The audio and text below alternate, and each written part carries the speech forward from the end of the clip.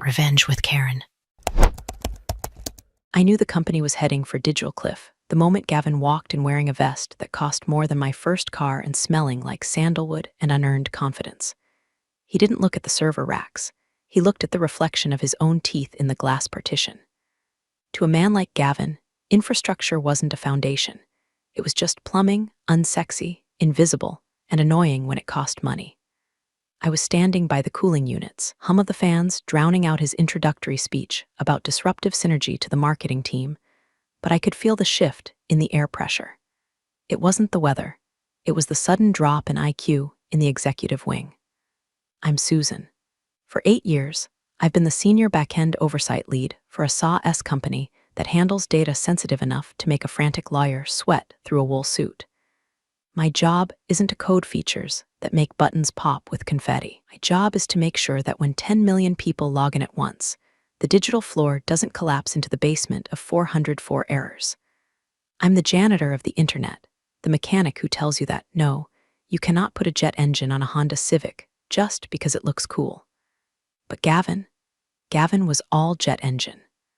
By the way, if you enjoy watching corporate trains derail in slow motion while sipping your morning coffee, me a quick favor and hit subscribe, and maybe give this a like. It helps the algorithm find more people who appreciate the fine art of professional disaster, and frankly, it keeps me motivated to type this out instead of throwing my laptop into the Hudson River. Thanks. The trouble started small, as it always does. It wasn't an explosion. It was a series of skipped maintenance tickets. Gavin's first executive order was to trim the fat in the engineering department. In his mind, fat meant anyone who wasn't shipping new features every 48 hours. He looked at my team, the people who handled database sharding, load balancing, and compliance encryption, and saw dead weight. We were the no department. He wanted a yes department. Susan, he said to me during our first one-on-one, leaning back in a chair that was ergonomically designed for people who actually do work. I feel like your team is stuck in 2018. We need velocity. We need to move fast and break things. If we break things, Gavin, I said, my voice flat, holding onto my coffee mug like it was a holy relic, our clients lose financial records. We aren't Facebook. We are holding the digital wallets of half the Fortune 500. If we break things, get sued into the Stone Age. He blinked, that slow, cow-like blink of a man who has heard words but hasn't processed meaning. Right, compliance. But let's automate the compliance, yeah? I'm bringing in some consultants, high-energy guys. They worked with me at my last startup. They're going to help you. Loosen up the pipes. Loosen up the pipes is tech speak for remove the safety valves so the sewage flows faster. I felt a cold knot form in my stomach. It's a specific sensation I haven't felt since the great outage of 2016. It's the premonition of a pager beeping at 3:00 a.m. on a Sunday. The consultants arrived a week later. They were clones of Gavin, wearing tighter pants and carrying MacBooks covered in stickers for crypto exchanges that had already gone bankrupt. They didn't ask for documentation. They didn't ask for the system architecture maps. They just asked for root access. Can't give you root access until you pass the security clearance, I told them. Gavin said we have carte blanche, one of them said, smirking. His name was probably Tyler or Skylar, or something that rhymes with failure. Gavin can say the moon is made of cheese, but until IT security clears you, your guests, I replied. I walked away, feeling their eyes drilling holes into my back. I knew I had just put a target on myself. I was the friction. It was the legacy mindset. That night, at 2:14 a.m., my phone buzzed. It wasn't a call. It was a frantic automated alert from the primary database cluster. High latency. Packet loss. Something was eating the bandwidth. I logged in from my home office, a quiet room in Brooklyn that smelled of old books and lemon polish, and saw it. Someone had deployed a new microservice to production without going through the staging environment. It was a social feature nobody asked for, and it was querying the entire user database every 3 seconds. It was sloppy, it was dangerous, and it had Gavin's authorization code attached to the override. I killed the process. I rolled back the update.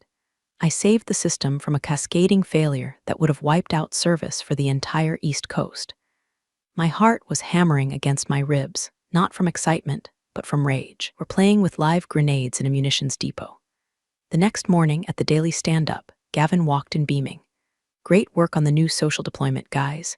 We saw a massive spike in activity last night. The spike in activity was the server screaming for mercy. I had to roll it back, Gavin, I said, cutting through the applause. It was crashing the load balancers. It wasn't optimized. The room went silent. Gavin's smile didn't drop, but his eyes went cold. The look of predator realizing the prey has teeth. Susan, he said, his voice dripping with condescending patience. You have to stop focusing on the problems. We're celebrating wins here. Maybe if you spent less time rolling things back and more time leaning in, we'd be further along. That was the moment. The uneasy calm was over. I wasn't just an employee anymore. I was an obstacle. And Gavin was the type of man who didn't drive around obstacles. He ran them, but he didn't know that I wasn't a speed bump. I was a spike strip, and I was already starting to take screenshots. The freeze-out didn't happen all at once. It was a gradual lowering of the temperature, like being locked in a walk-in freezer where the dial is nudged down 1 degree every hour. You don't realize you're hypothermic until you can't move your fingers. It started with the calendar invites. For 8 years, I had been a mandatory attendee for the Architecture Review Board. It was the Tuesday morning mass where we confessed our sins and prayed to the gods of uptime. 2 weeks after the rollback incident, I logged in to find my Tuesday morning wide open. No meeting. I messaged the project manager, a nervous woman named Janet, who survived by blending into the beige wallpaper. Hey Janet, is the ARB canceled this week? Oh, hi Susan, the reply came, ellipsis pulsing for an agonizingly long time. No, Gavin restructured the meeting. It's called the Innovation Sprint now. He said it's for ideation leads only. He didn't want to waste your time since you handle the legacy stuff. Legacy stuff. That was the new label. I wasn't the senior backend oversight lead anymore. I was the curator of a museum nobody wanted to visit. I walked past the glass-walled conference room later that morning. Inside, Gavin was standing on the table, literally standing on the mahogany table, drawing erratic circles on a whiteboard. The consultants were nodding furiously.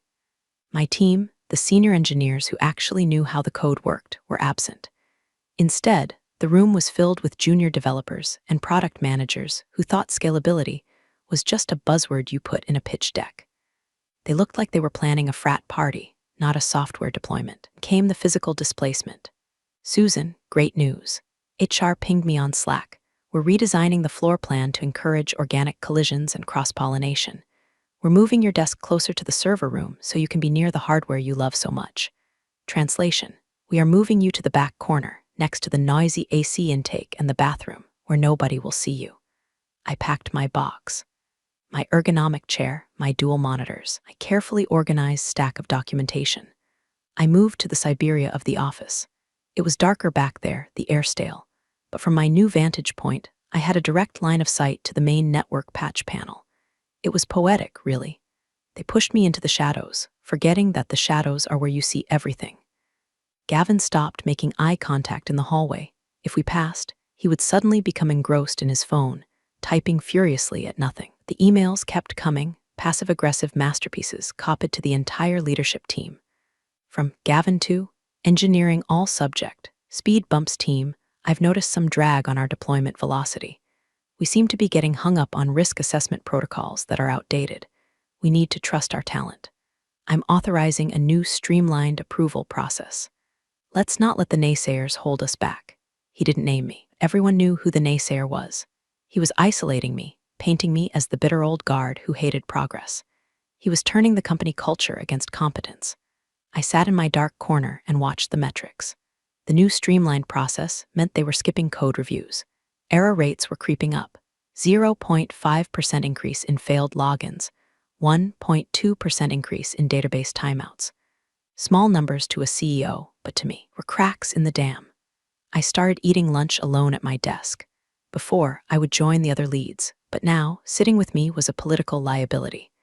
I saw people I had mentored, people I had hired, look away when I entered the break room. I didn't blame them. Mortgage payments don't care about loyalty, but the isolation gave me something valuable, time and focus. Since they weren't inviting me to meetings, didn't have to listen to Gavin blather on about AI-driven synergies. I had 8 hours a day to dig. I started auditing the third-party integrations Gavin's pet consultants were pushing through. One afternoon, I found a bill, a monthly invoice for a cloud optimization tool that cost $40,000 a month. I'd never heard of it. I dug into the vendor details. The company had been formed 3 months ago. The registered address was a P.O. box in Delaware. CEO of this vendor? A guy named Chadwick, who just happened to be in a lot of Gavin's college fraternity photos on Facebook. I printed the invoice. I didn't run to HR. HR works for the company, and right now the company was Gavin. I folded the paper and put it in my bag. Susan, I looked up. It was Jason, a junior dev, barely 22. He looked pale. He was holding a laptop like it was a ticking bomb. I think I messed up, he whispered, glancing around to see if anyone was watching him talk to the pariah. Gavin told me to push the new payment gateway API. He said we didn't need to run the regression tests because it was low risk. But, Susan, the transaction logs are looking weird. I motioned for him to pull up a chair. Show me. He opened his screen. I scanned the raw logs. My blood ran cold. The new gateway was dropping encryption headers on 5% of transactions. Wasn't just a bug, it was a massive security leak. Credit card numbers were passing through in plain text for split seconds. Fix it, I said quietly. Roll it back, now. But Gavin said, I don't care what Gavin said. If this leaks, we go to prison. Do you look good in orange, Jason? He shook his head, terrified. Roll it back. I'll take the heat. He did. The error log stopped. The system stabilized. 10 minutes later, Gavin stormed out of his office, his face red. He marched straight to my corner, the consultants trailing behind him like hyenas. Did you authorize a rollback on the payment gateway? He demanded, loud enough for the whole floor to hear. Yes, I said, not standing up. I kept typing. That was a strategic deployment. You are undermining my authority. That deployment was leaking credit card data, Gavin, I said, turning to face him. I saved us from a class action lawsuit. He sneered. You're paranoid. It was a glitch. You're reacting to ghosts because you're scared of the future. He leaned in close, smelling of mints and aggression. You're on thin ice, Susan, very thin. Next time you touch my deployments, you won't just be moved to the corner. You'll be moved to the street. He spun around and walked away. The office was dead silent. I turned back to my monitor. My hands weren't shaking. I opened a terminal window. kdir/home/Susan/hidden logs, chmod 700/home/Susan/hidden logs if he wanted a war. He was going to get one. But he wouldn't see the soldiers. My soldiers were lines of code, and they were already marching. The air in the office had changed from anxious to toxic. It felt like walking through a mist of electrified nervous sweat. The rollback incident hadn't just angered Gavin, it had embarrassed him. Men like Gavin treat embarrassment like a mortal wound that can only be healed by the destruction of the witness. I knew a setup was coming. You work in corporate America long enough, you learn the rhythm of the hit job. It's never a direct firing. That costs money in severance and unemployment hearings. No, they want you to quit, or they want cause. They need a catastrophe they can pin on your chest like a scarlet letter. It arrived on a Thursday. Thursday is the coward's day for disasters. It gives them Friday to spin the narrative and the weekend to let the outrage die down. Gavin called an emergency product sync. I wasn't invited, naturally, but the walls in our office were glass, and sound travels through AC ducts if you know where to listen. They were launching the AI customer assistant at 2:00 p.m. I knew the code for this assistant, had reviewed the early pull requests before my access was throttled. It was a hastily cobbled-together wrapper around a generic language model, with 0 safeguards for database query limits. Basically, if a customer asked the bot to list all my transactions for the last 10 years, the bot would try to do it. Instantly, for every customer. I checked the server load. It was already running at 75% capacity because of the unoptimized social features from last month. At 1:55 p.m., I sent an email to Gavin, CCing the CTO, who was currently on a sabbatical in Bali and probably not reading, and the head of legal. Subject, urgent warning AI deployment Gavin, based on previous load tests. Current infrastructure cannot handle the projected query volume of the AI assistant without caching. We risk a total backend lockup. I strongly recommend delaying until we scale the read replicas. I hit send. It was my paper shield. At 2:00 p.m., Gavin pressed the button. I saw him do it. He high-fived Chad the consultant. They popped a bottle of champagne.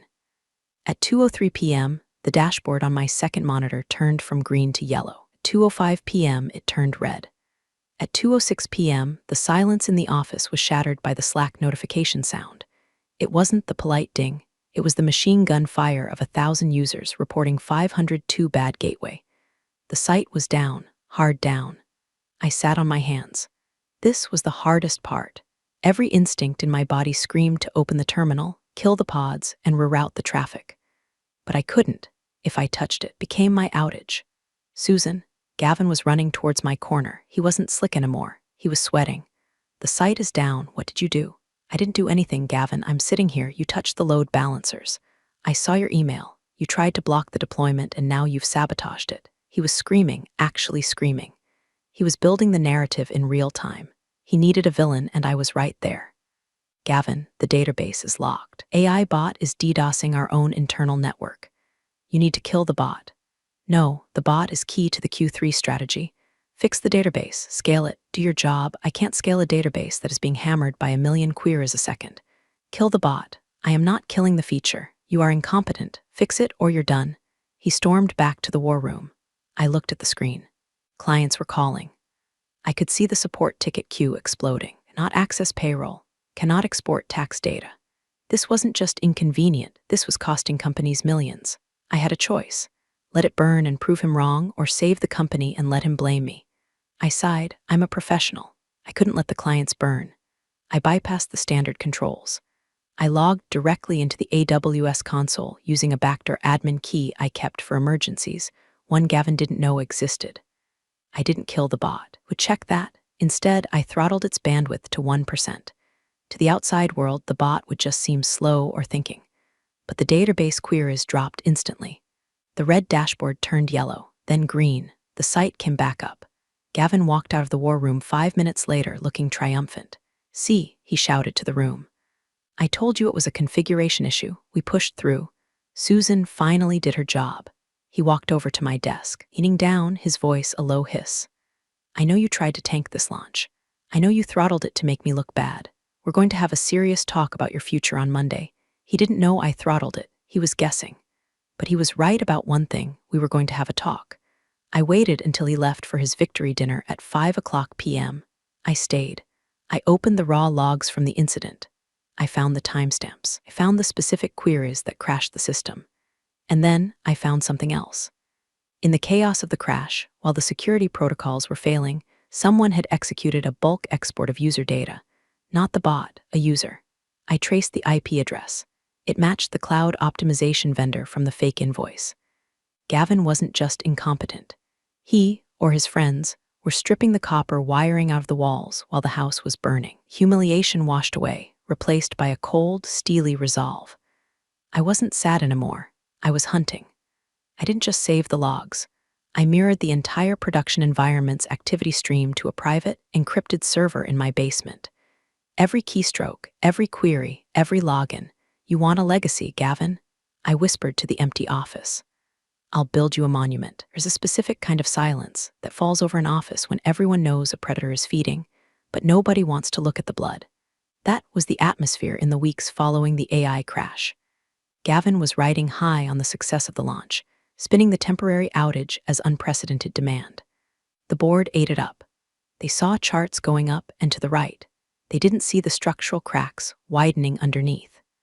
I became a ghost in my own department. I stopped speaking in meetings unless directly asked a yes or no question. I stopped offering advice. I stopped fixing the coffee machine when it jammed. I simply existed, a quiet figure in the corner, typing rhythmically. They thought I was cowed. They thought I was updating my resume or playing solitaire. In reality, I was building the panopticon. I spent my nights coding a custom dashboard. Not the flashy, colorful dashboards Gavin loved, full of vanity metrics and pie charts that meant nothing. Mine was ugly. It was black text on a dark gray background, terminal font, raw data. I called it the truth. I aggregated everything. I pulled the Git commit logs to show that Gavin's consultants were pushing code with 0 peer reviews. I pulled the AWS billing API to visualize the skyrocketing costs of their optimization. Pulled the security audit logs to track every time Gavin authorized a policy override. But the centerpiece was the uptime lie. Gavin's reports to the board claimed 99.99% uptime. He achieved this by redefining uptime. If the login page loaded, he counted it as up. even if the backend database was on fire and no one could actually do anything. My dashboard pinged the actual services every 10 seconds, calculated the real uptime. Real uptime, 84.2%. For an enterprise SaaS company, 84% isn't bad. It's a breach of contract. It's refund territory. It's death. I felt like a detective in a noir film, sitting in a staked-out car, drinking cold coffee, watching the suspect dig a hole in the desert. One Tuesday, I caught a break. Gavin was presenting to the board of directors via Zoom. He was in the main conference room, was at my desk, listening in through the open door. He liked to hear his own voice echo. As you can see, Gavin boomed, our transition to the new architecture is seamless. We've reduced headcount costs in the legacy maintenance sector, that was me, and reallocated budget to AI growth. I accessed the internal network traffic. I saw the connection to the board's secure portal. It was a standard read-only interface where board members could see high-level stats. I had an idea, dangerous, career-ending idea. I couldn't just tell them, they wouldn't believe me. I was the disgruntled employee, Gavin was the golden boy, they needed to see it. I wrote a script, a simple packet injection script. I found the endpoint that fed the board's dashboard. I didn't hack the board, I hacked our feed to them. I created a shadow channel. I didn't activate it yet. That was for the end game. I just installed the plumbing. A tiny, dormant line of code that, triggered, would swap Gavin's fake charts with my truth dashboard. I tested it locally. It worked perfectly. One keystroke and the illusion would shatter. Susan, I jumped. It was Linda from HR, she didn't look happy. She was holding a clipboard. Can we have a quick chat? I locked my screen instantly. Sure, Linda. We walked to a small, windowless room. Linda didn't sit down. We've had some reports, she said, not meeting my eyes. About your attitude, negativity, resistance to change. Gavin feels like you aren't aligning with the new vision. I saved the database from collapsing last Thursday, Linda. Is keeping the company alive not aligned with the vision? See that, she pointed her pen at me. That tone, it's combative. We're putting you on a performance improvement plan. A PIP, the corporate kiss of death. It's the formal paperwork they need to fire you without getting sued. It's a list of impossible goals designed to be failed. See, I said. I felt calm. Strangely calm. What are the goals? You need to improve your collaborative score by 50%. You need to fully document the legacy system for the new team. And you need to sign off on the full handover of administrative root access to the consultancy group by Friday. There it was. The kill shot. They wanted the keys to the kingdom, and they wanted me to dig my own grave before they pushed me in. If I sign this, I asked, does it guarantee my employment? It's a step in the right direction, Linda said, smiling that fake, thin-lipped HR smile. I'll sign it, I said. Linda looked surprised. She expected a fight. She expected tears. I signed the paper. I'll have the documentation ready. I walked back to my desk. They thought they had cornered a rat. They didn't realize they had just handed the arsonist a box of matches. Giving the consultants root access was suicide for the system, would destroy it within a week. But that was the timeline I needed. I sat down and opened my terminal. I updated the truth dashboard. I added a new widget, countdown to critical failure. Based on the consultant's code quality, I estimated the system had about 6 days before a catastrophic, unrecoverable data corruption event. The board meeting was in 5 days. I had to keep the patient alive just long enough to die on stage. The moment I signed the PIP, the countdown clock in my head started ticking in sync with the one on my secret dashboard. But Gavin, emboldened by my apparent surrender, decided to speed things up. He didn't just want me managed, he wanted me neutered. Wednesday morning, 2 days before the big board meeting, I tried to log into the primary oversight console. Access denied. I tried my backup admin credentials. Access denied. I stared at the blinking cursor. He had revoked my access early. He had violated the terms of the PIP before the ink was even dry. Hey, a voice cracked behind me. It was Jason again, the junior dev. He looked like he hadn't slept in 48 hours. His eyes were red-rimmed and he was clutching a Red Bull like a lifeline. Susan, I can't fix it, he whispered. Fix what, Jason? The replication lag, the consultants. Tyler. He changed the sync settings, said we needed real-time analytics for Gavin's demo prep. He turned off the safety buffers. My stomach dropped. Safety buffers exist for a reason. Without them, if a glitch happens in the main database, it instantly corrupts the backup. It's like removing the fuse from a stick of dynamite because you think the fuse looks ugly. Jason, if the buffers are off, any write error becomes permanent across all clusters. You need to revert it. I can't. His voice rose to a panicked squeak. I don't have the permission level. Only the senior lead does, and your account is locked. I looked over at Gavin's glass office. He was laughing, feet up on the desk, throwing a foam football with Chad. They were celebrating their total control. They had locked me out to stop me from interfering, and in doing so, they had locked themselves inside a burning building with no exit. Did you tell them? I asked Jason. I tried. Tyler told me to stop being a nervous Nelly, and that latency is a mindset. Latency is a mindset. I almost laughed. It was so absurdly stupid it sounded like something from a satirical novel. Okay, Jason, listen to me. Go back to your desk. Document everything you just told me in an email. Send it to yourself, to me, and print a physical copy. Then do nothing. Do not touch the code. If it crashes, let it crash. But the data. It's not your data anymore, Jason. It's Gavin's data. Let him own it. He nodded, terrified, and scurried away. I sat there, powerless. For the first time in 8 years, I couldn't save the system. I watched my private truth dashboard. The metrics were screaming. The replication lag was climbing exponentially. 2 seconds, 5 seconds, 30 seconds. The system was beginning to dissociate. Users in California were seeing data from 5 minutes ago. Users in New York were overriding data that hadn't synced yet. It was a silent data corruption event, the kind that isn't noticed until a CFO opens a spreadsheet and realizes $1 million is missing. Then the phone rang. It wasn't my desk phone. It was my personal cell. Is this Susan? A gruff, unfamiliar voice. Speaking. This is Marcus from the board. We're seeing some irregularities in the quarterly report preview Gavin sent over. Says it's a data rendering issue on our end. Is that true? My heart stopped. A direct line from a board member. They never called staff. Gavin must be stonewalling them hard. Mr. Marcus, I said, keeping my voice steady. I am currently locked out of the system by executive order. I cannot verify any data rendering issues. Silence on the line. Locked out, you're the oversight lead. Not anymore, apparently. Been placed on a performance plan and my credentials were revoked this morning. I see. The voice was cold, hard granite. And if you could see the data, what would you expect to see? I took a breath. This was it. I could lie, be a good soldier, and maybe keep my severance. Or I could light the fuse. I would expect to see a replication lag of over 45 seconds, leading to severe data corruption in the financial tables. Would also expect to see that the rendering issue is actually the database choking on unauthorized third-party scrapers. Another silence. Longer this time. Be at the office tomorrow, Susan, for the all-hands meeting. I wasn't invited, sir. You are now. The line went dead. I put the phone down. My hands were shaking, just a little, not from fear, from adrenaline. I looked at my screen. I had one access point left. They had revoked my system admin rights. They had forgotten about the town hall broadcast system. It was an old internal tool used to stream meetings to remote employees. I had built it 5 years ago. I still had the master key for the AV setup. Gavin was planning to fire me live, or at least humiliate me, at the all-hands. He wanted a show. I was going to give him one. I spent the rest of the afternoon prepping the script. I wasn't just going to redirect the board's dashboard anymore. I was going to redirect the entire presentation.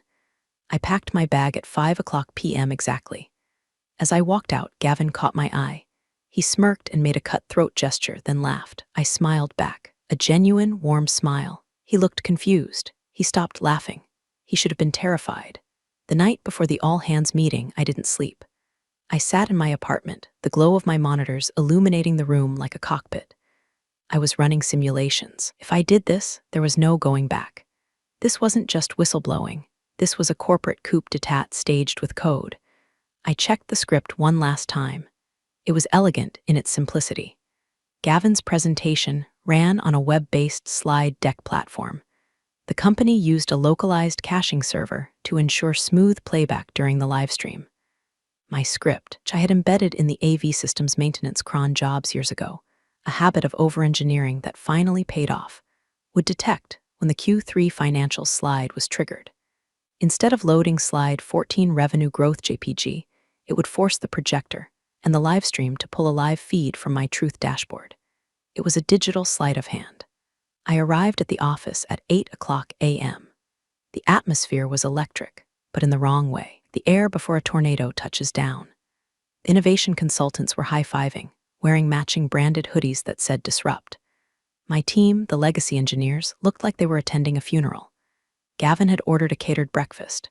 Bagels, lox, the works. It was the Last Supper vibe. He stood near the coffee station, holding court. Big day, everyone, he announced, his voice booming. Today we turn the page. We shed the dead weight and blast off. Looked directly at me when he said dead weight. I poured myself a black coffee. I didn't take a bagel. I went to my desk in the corner. I opened the AV control panel on my hidden terminal window. Status, online, trigger, armed. At 9:50 a.m., the entire company gathered in the main atrium. The remote employees, hundreds of them, were logged into the stream. The board of directors was dialed in on the massive main screen, their faces looming like judges in a sci-fi tribunal.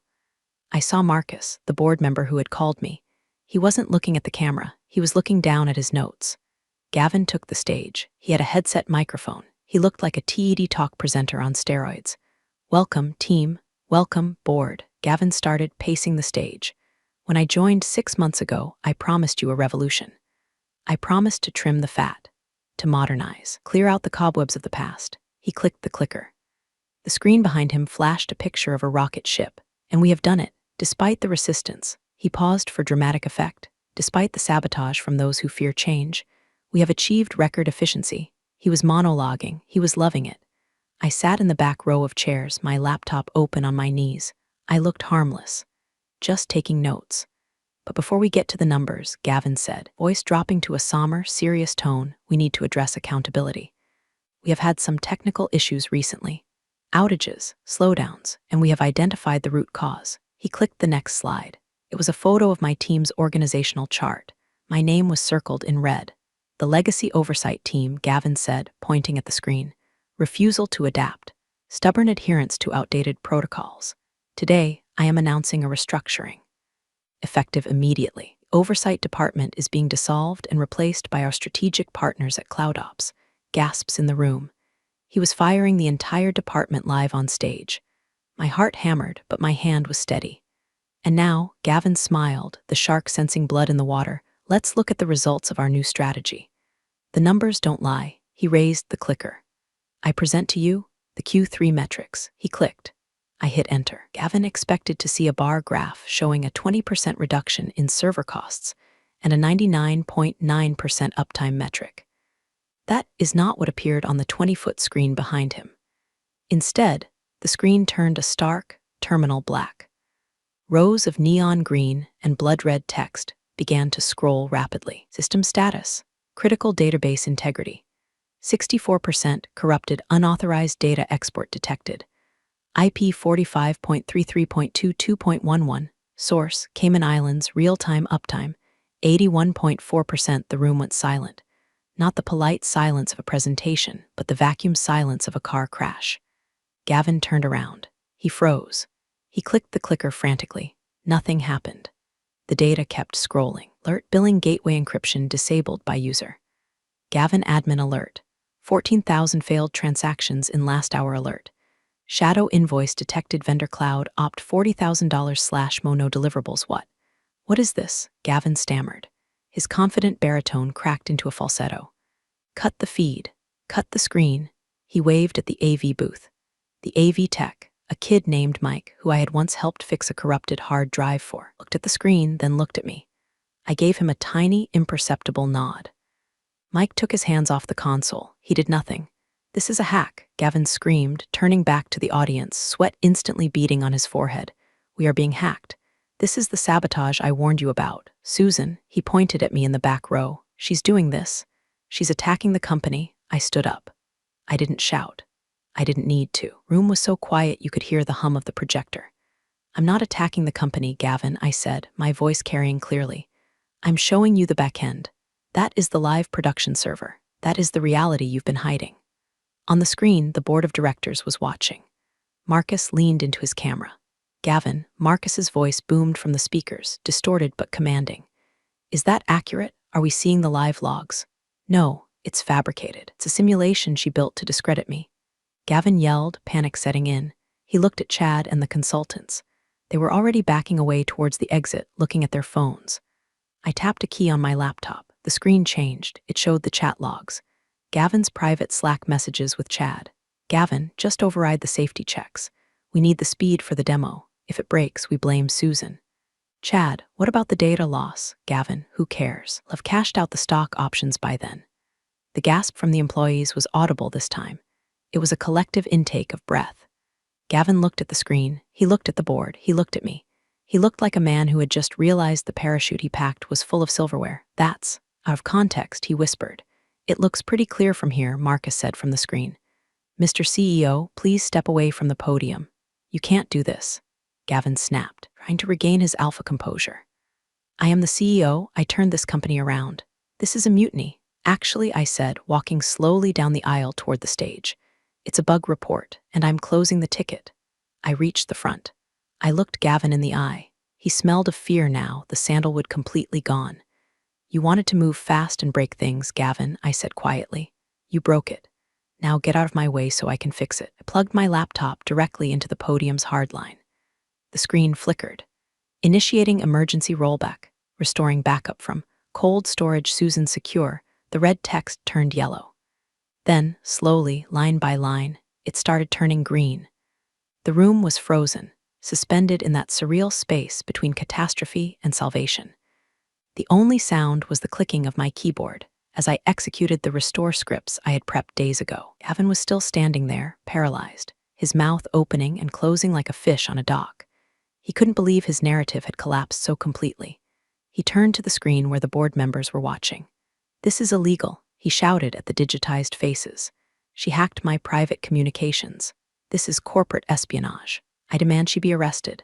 Suddenly, the audio from the board's Zoom call cut out. The double doors at the back of the atrium burst open. Wasn't security coming for me. It was Marcus, the chairman of the board, in the flesh. He was flanked by 2 other board members and a team of people in sharp gray suits who radiated external council energy. They must have been in the building the whole time, waiting in a conference room upstairs.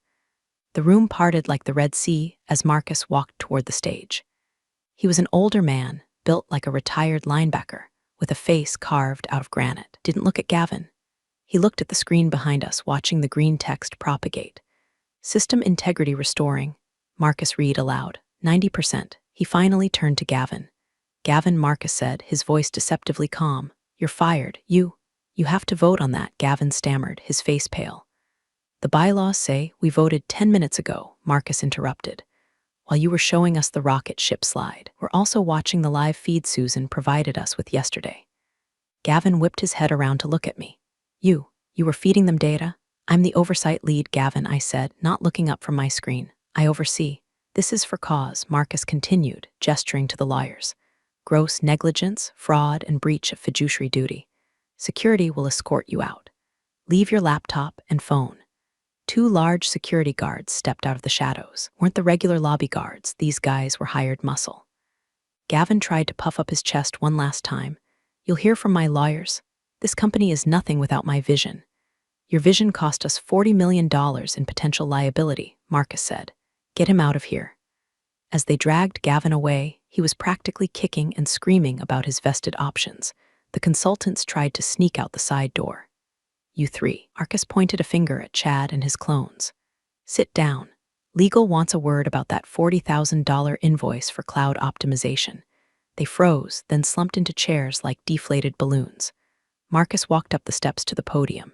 He stood next to me. Susan, he said, sir? I replied, typing the final command to lock the database. Is it stabilized? Replication lag is down to 0. Data integrity is verifying now. Lost about 3 hours of transactions from this morning, but I can reconstruct them from the raw logs I mirrored. You mirrored the logs? I didn't trust the primary server, sir. Marcus turned to the microphone. He looked out at the sea of terrified employees. Everyone, take a break. Go get a coffee. Take a walk. The all hands is over. We will reconvene at 2:00 p.m. with an update on leadership structure. But for now, he put a hand on my shoulder. It was heavy and warm. Susan has some work to do, and I suggest we let her do it. The room erupted. It wasn't polite applause, it was a roar. The engineers, the support staff, the people who had been bullied and ignored for 6 months, they were cheering. Jason, the junior dev, was actually crying. I didn't wave. I didn't bow. I just felt a massive weight dissolve from my chest. "Thank you, sir," I whispered. "Don't thank me," Marcus murmured. Oh, enough so only I could hear. "You just saved my retirement fund. Now, fix this mess. On it." The next morning, the office felt different. The disrupt posters were gone, taken down by the cleaning crew overnight.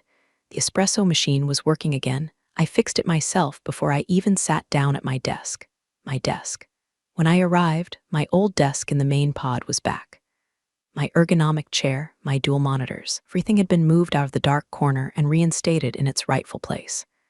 But someone had added something, a vase of flowers and a sticky note, to the firewall. "Thank you, the Eng team." I sat down and took a sip of coffee. Black, it tasted like victory. The company wiki had already been updated. The innovation sprint page was deleted.